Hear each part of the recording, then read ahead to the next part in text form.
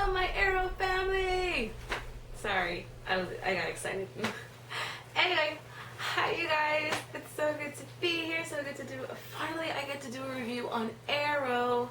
I've been wanting to do a review on Arrow for a long time. I even thought of different ways so I could do a review on Arrow, different things, so I could do a review on Arrow, if that makes sense.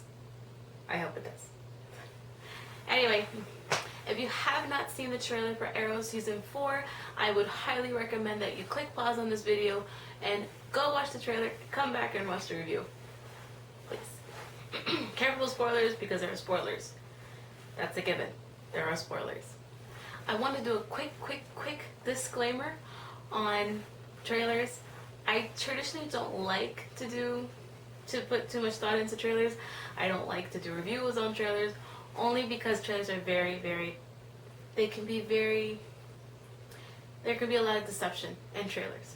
Basically, trailers can always be taken out of context. It's the truth. It's the truth. So with that said, please, whatever is discussed or review, whatever trailer you watch, please keep in mind it's probably not always the way it seems to be. Alright, now that I got that out of the way, let's get started. Yay! Alright, so the trailer opens up with Oliver Queen and Felicity Smoke in domestic bliss. Oliver has his little green hoodie, he's running around, Felicity's cooking. If you notice, Felicity has like that book of cooking to impress.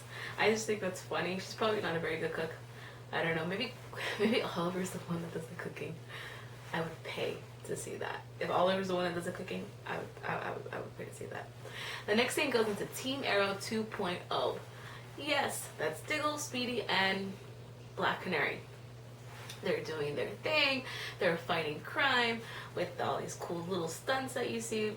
It's always great. Happy, dandy, awesome. Yes, I did see Diggle's helmet. Yes, I do think that it looks like Magneto. No, I am not a huge fan of it. I'm gonna leave it at that. I'm just gonna leave it at that.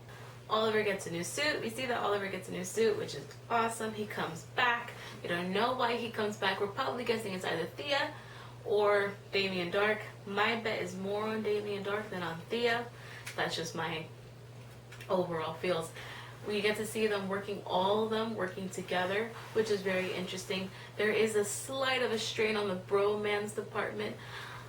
I don't think it's going to take overnight for Oliver and Diggle to get, to patch up things. I do think that Diggle's going to be really hard-headed with Oliver, with reason.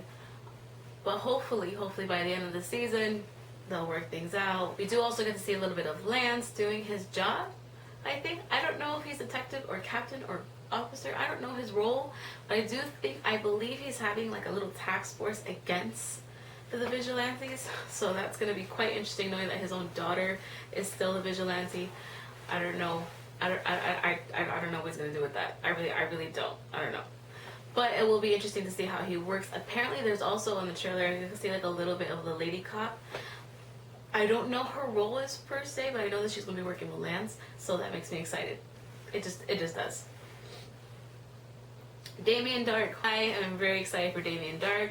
I love the actor. I love the character. I think it's very interesting. He's menacing and he's malice and he's creepy in a good way. He has like that villain streak, and he's incredibly intelligent. We get to see a little cameo with Anarchy in another one that I can't remember. Sorry, I can't remember. But they're there. I think he's another villain that we'll be seeing throughout the season, so that makes me really happy. Flashbacks. We see a little bit of the flashbacks, not too much. You see Oliver, he's like in his getup, and if you notice, he has like black paint on him.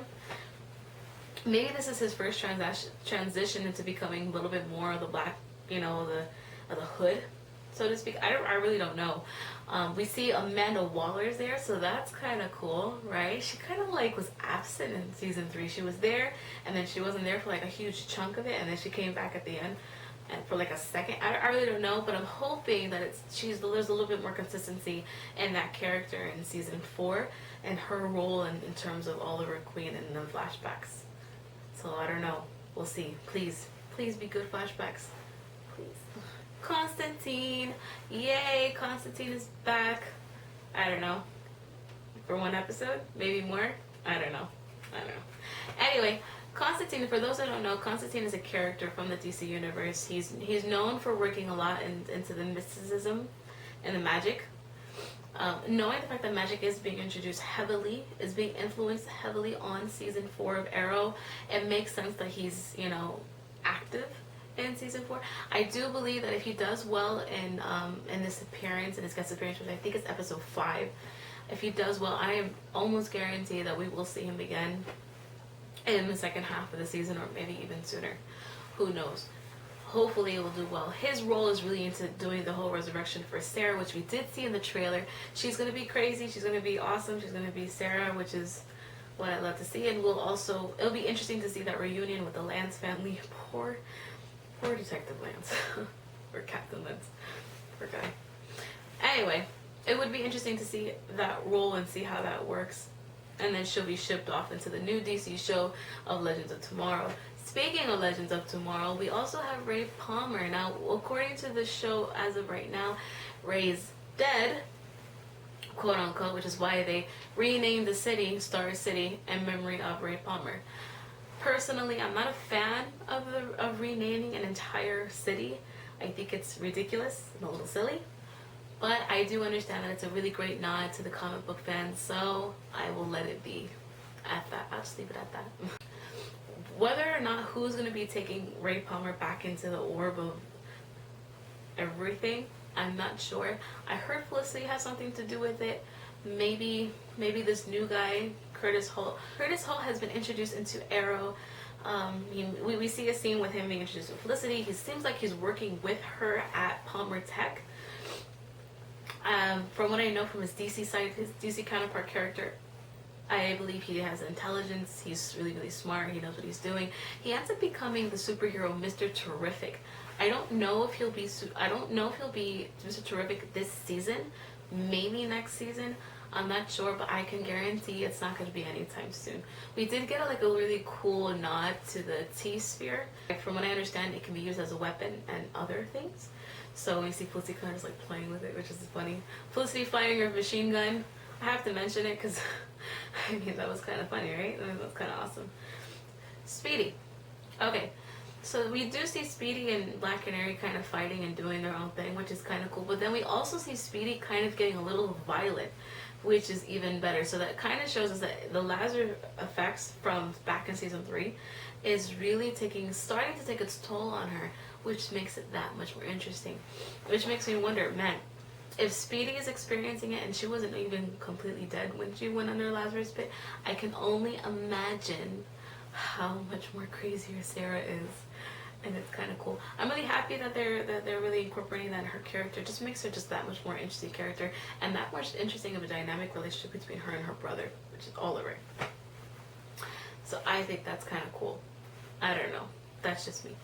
At the ending, we finally see the Green Arrow kind of being introduced with Damien Dark.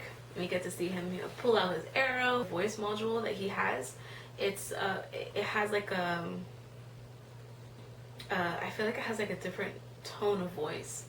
I don't know, maybe that's just me, but I felt like it had a different tone of voice. It's not like the dark, deep arrow voice that he usually has. It sounds like a little bit lighter. It's still deep, but it's just not as deep. I don't know. Give me your thoughts and tell me what you guys thought of that. I really enjoyed the trailer. I thought it was very good compared to what I was expecting. I wasn't expecting it to be as good as this. In all honesty, I really wasn't. But I am pleasantly surprised, and it makes me very motivated, makes me very excited for season 4 of Arrow. Hopefully what they incorporate in this show will be will be seen more and more throughout the season. As what it's basically what I hope for in terms of characters and plot and villains and all that great stuff that we love seeing on Arrow. Hopefully we'll get to see a little bit more incorporated in that. Alright, you guys, that was my review of Arrow Season 4. I really enjoyed it. Like I said, I really enjoyed it. Thought it was good. Makes me excited for more. I don't know any details about the Flash trailer coming out. I'm sure it'll come out real soon. As soon as it is, I will do a review on that as well. put your comments below and let me know what you guys think of the trailer. Any hopes and dreams that you guys have for season 4. And as always, if there's any Easter eggs that you guys saw, please let me know. I want to know badly.